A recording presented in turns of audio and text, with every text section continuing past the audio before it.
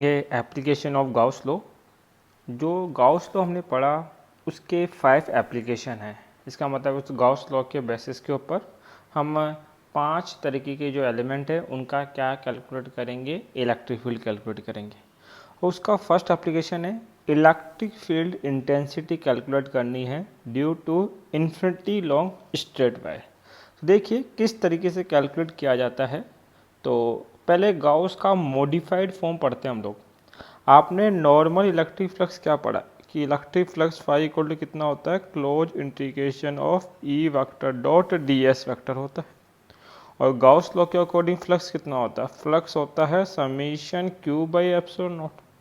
दोनों हैं electric flux, दोनों को एक दूसरे के इक्वेट कर देंगे तो close integration of E vector dot D S vector equal to क्या बन जाएगा, summation Q upon epsilon naught. That is the modified form of Gauss law. Gauss law की इस इक्वेशन को स्टडी करते हुए हम कुछ टाइप ऑफ कंडीशन है जिनके लिए क्या कैलकुलेट करेंगे, इलेक्ट्रिक फील्ड की वैल्यू। सबसे पहले ये जो फॉर्मूला है इसकी हर टर्म को समझना कंपलसरी है।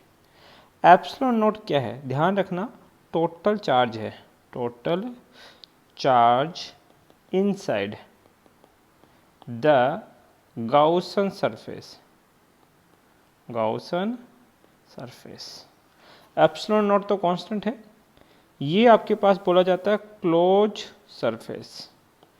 अब क्लोज सरफेस कैसे शेप का होगा, या तो उस क्लोज सरफेस की शेप होगी सिलेंड्रिकल। अब सिलेंडर भी दो होते हैं, एक होता है हॉरिजॉन्टल सिलेंडर, एक होता है वर्टिकल सिलेंडर। जब आपके पास शीट है, क्या हो, शीट, शीट का मतलब आपका पेपर टाइप का कोई एप्लीकेशन है, तब तो आपके पास हॉरिजॉन्टल सिलेंडर कंसिडर होंगे। और जब आपके पास कोई वायर हो, लेंथ हो, तब आपके पास गाउसन सरफेस के टर्म में हम कौन सा डिजाइन बनाएंगे, आपके पास एक वर्टिकल सिलेंडर। या फिर क्लोज सरफेस बनेगा कैसा, आपके पास स्पेरिकल। कैसा बनेगा, स्पेरिकल। स्पेरिकल तब होगा जब आपके पास या तो पॉइंट चार्ज हो या फिर ऑब्जेक्ट कैसा हो, स्पेयर। जो जिस ऑब्जेक्ट के लिए इलेक्ट्रिक फील्ड कैलकुलेट करना है वो ऑब्जेक्ट का शेप कैसा होना चाहिए, स्पेयर का, तब उसका गाउसन सरफेस भी कैसा बनेगा, स्पेरिकल। ई वेक्टर का मतलब क्या है, इलेक्ट्रिक फील्ड वेक्टर। कौन सा, इलेक्ट्रिक फील्ड। अब इलेक्ट्रिक फील्ड दो ही चार्ज की वजह से होता है, या तो पॉजिटिव चार्ज या नेगेटिव चार्ज। हम जो गाउस लॉ कैलकुलेट करेंगे उसमें सारे चार्जेस क्या होंगे, पॉजिटिव। तो इलेक्ट्रिक फील्ड किधर होगा, रेडियली आउटवर्ड। फिर आपके पास टर्म क्या आती है, डीएस वेक्टर। डीएस का मतलब है surface vector, that is area vector. और एरिया वेक्टर आपको बनाना आता है परपेंडिकुलर आउटवर्ड। ध्यान देना, इंटीग्रेशन डीएस के रेस्पेक्ट में करें तो जितने आपके पास सरफेस वेक्टर बनेंगे उतनी बार क्या करना पड़ेगा, इंटीग्रेशन। सबसे इंपॉर्टेंट बात है ये। तो इसका मतलब मैं हिंदी में लिख रहा हूं कि जितने सरफेस वेक्टर बनेंगे उतनी बार इंटीग्रेशन करना पड़ेगा। लैंग्वेज से फर्क नहीं पड़ता, समझ में आनी चाहिए चीज़ें आपके पास। तो ये पूरा एक मेथड है, इसको कहीं लिख लेना नोट्स में आप लोग कि इस फॉर्मूले को अप्लाई कैसे करना है। तो पहला केस क्या है गाउस का, गाउस का पहला केस है कि इलेक्ट्रिक फील्ड कैलकुलेट करे किसकी वजह से, इन्फिनिटी लॉन्ग स्ट्रेट वायर। तो देखो किस तरीके से अप्लाई करना पड़ना आपके पास। तो एक इन्फिनिटी लॉन्ग स्ट्रेट वायर, ये एक स्ट्रेट वायर हमने कंसिडर कर लिया, ठीक है, जिसके ऊपर यूनिफॉर्मली चार्ज डिस्ट्रीब्यूटेड है। ये इसके ऊपर यूनिफॉर्मली चार्ज क्या है, डिस्ट्रीब्यूटेड है। और इस वायर की लेंथ कितनी बोल दी हमने, एल लेंथ आपके पास है। सबसे पहले गाउस लॉ लगाएंगे। तो गाउस लॉ कहता है कि close integration of E vector dot D S vector equal to कितना होगा, summation Q upon epsilon naught. देखिए इसका एप्लीकेशन को ध्यान से समझना, रटने की जरूरत नहीं कुछ भी इसके अंदर। जैसे जैसे गाउस कह रहा है वैसे वैसे करते जाइए, आपको इलेक्ट्रिक फील्ड कैलकुलेट हो जाएगा। गाउस लॉ कहता है सबसे पहले एक बनाओ क्लोज सरफेस। और अभी थोड़ी देर पहले हमने बोला कि अगर आपके पास क्या हो, वायर हो, लीनियर वायर हो, तो क्लोज सरफेस कैसा बनेगा, सिलेंड्रिकल। तो ऐसा करिए, इसके ऊपर एक सिलेंडर ड्रॉ कर दीजिए। एक सिलेंडर है और ये सिलेंडर किसका काम करेगी, गाउसन सरफेस का। ठीक है, तो ये क्या बनी, गाउसन सरफेस। और इस सिलेंडर का रेडियस कितना है, स्मॉल आर। ठीक है, दूसरा क्या निकालो, इलेक्ट्रिक फील्ड। सबसे पहले ये डिसाइड करो कि किस पॉइंट पे आपको इलेक्ट्रिक फील्ड कैलकुलेट करना है। मान लीजिए that is point where we want to calculate the electric field. तो इस इलेक्ट्रिक फील्ड की डायरेक्शन बताएंगे हम लोग। तो इलेक्ट्रिक फील्ड किधर होता है, मैंने कहा था अगर पॉजिटिव चार्ज है तो इलेक्ट्रिक फील्ड किधर होगा, रेडियली आउटवर्ड, डेट डायरेक्शन।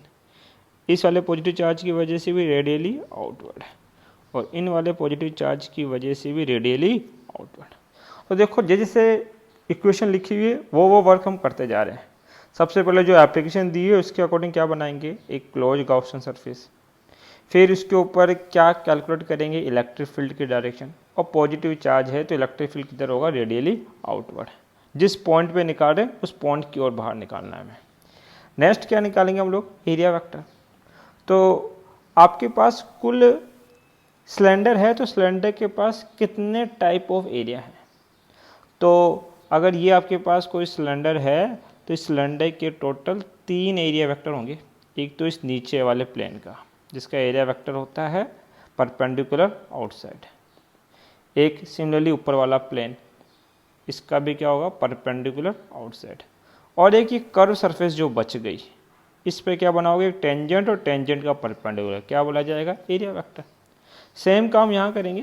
तो ये जो सरफेस है, इस वाले सरफेस का एरिया वेक्टर क्या होगा, परपेंडिकुलर आउटवर्ड डीएस वेक्टर। इस पी पॉइंट पे ये फर्स्ट सरफेस है, ये कौन सा सरफेस मान लो, सेकंड। इसके ऊपर एक टेंजेंट बनाओगे और टेंजेंट का perpendicular, that is DS vector. और यहाँ पे डेट सरफेस का एरिया वेक्टर क्या होगा, perpendicular outward DS vector, surface number 3। Summation Q, summation Q क्या है, टोटल चार्ज। तो हम लोग क्या कह रहे हैं कि इसका एल लेंथ है, वायर का लेंथ कितना है, एल, जिसपे कितना चार्ज डिवाइड है, क्यू चार्ज। टोटल मान लीजिए क्यू चार्ज इसके ऊपर डिवाइड था। तो यूनिट लेंथ पे कितना चार्ज रहा होगा, क्यू बाई एल। और हम पढ़ चुके हैं कि charge in per unit length is known as linear charge density, that is lambda. Lambda क्या हो जाएगा, क्यू बाई एल। यहाँ से हम लोग क्यू क्या लिख सकते हैं, लैम्डा एल। और क्यू क्या है, टोटल चार्ज, इसलिए क्या लिख रहे हैं इसको, समेशन क्यू। तो देखिए हमने पहले क्लोज सरफेस बनाया, फिर इलेक्ट्रिक फील्ड डायरेक्शन निकाली, उसके बाद हमने क्या निकाले, एरिया वेक्टर निकाल दिया, और फिर टोटल चार्ज भी कैलकुलेट कर लिया, date is lambda L.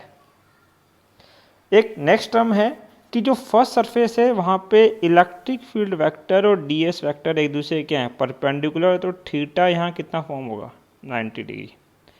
Second surface पे इलेक्ट्रिक फील्ड वेक्टर और डीएस वेक्टर दोनों एक दूसरे के पैरेलल हैं और सेम डायरेक्शन में है, तो थीटा कितना फॉर्म करेंगे, 0 डिग्री। और थर्ड सरफेस पे इलेक्ट्रिक फील्ड वेक्टर और एरिया वेक्टर एक दूसरे के परपेंडिकुलर हैं, तो फिर से थीटा कितना बनाएंगे, 90 डिग्री। ठीक, मैंने ऊपर एक बात बोली थी कि डीएस वेक्टर, जितने डीएस वेक्टर बनेंगे उतनी बार क्या करना पड़ेगा, इंटीग्रेशन। डेट मीन आपके पास टोटल कितने डीएस वेक्टर बने, फर्स्ट, सेकंड और थर्ड। तो टोटल कितनी बार इंटीग्रेशन करना है, 3 टाइम्स। किस तरीके से, ध्यान देना।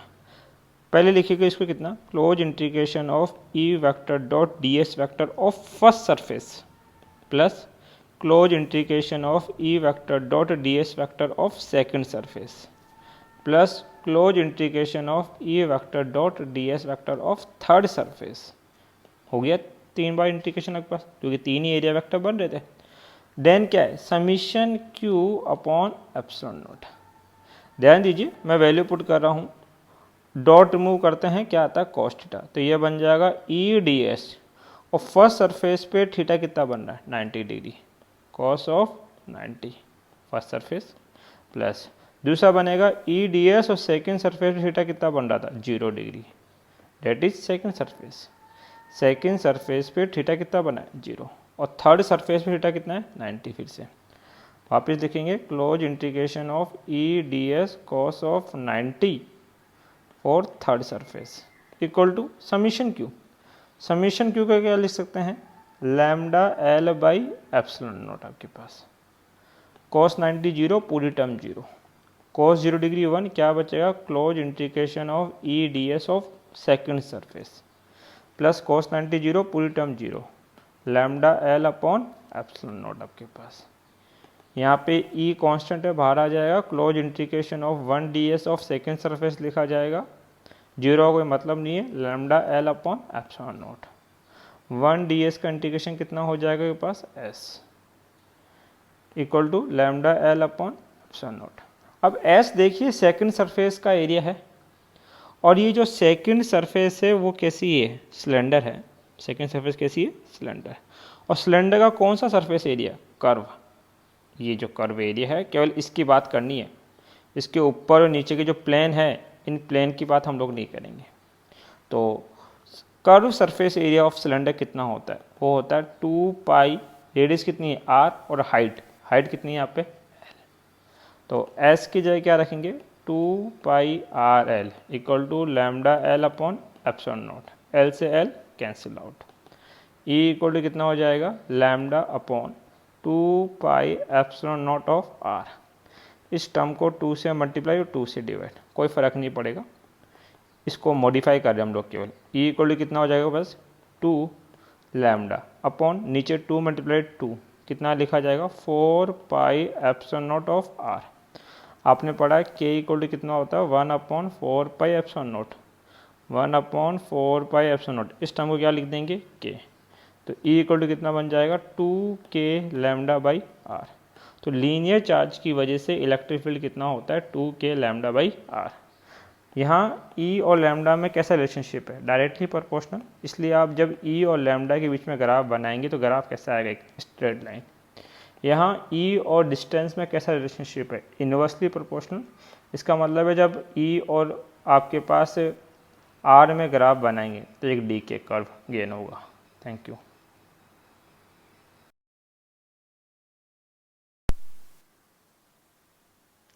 अब हम देखेंगे कि इसको नोट्स में लिखना किस तरीके से है। तो consider a infinity long straight wire, हमने एक infinity long straight wire consider किया है, ये रहा हमारा infinity long straight wire. We have to calculate the electric field intensity due to it. इस स्ट्रेट वायर की वजह से हमें क्या कैलकुलेट करना है, इलेक्ट्रिक फील्ड। तो आपने लीनियर चार्ज डेंसिटी पढ़ी, लैम्डा इक्वल टू कितना होता है, Q by L, then we can say Q equal to lambda L. Gauss law apply किया, गाउस लॉ हमने क्या पढ़ा था, close integration of E vector dot D S vector equal to कितना होता है, summation Q upon epsilon naught होता है।